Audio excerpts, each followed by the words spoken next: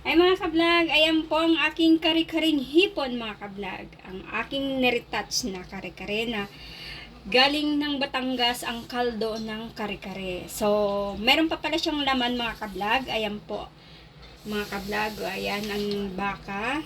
At saka yung tuwalya ng baka mga kablog. Ayan. Ayan mga kablog. At nagdagdag ako ng hipon. So, dalawang halo na yan ng ulam na ano.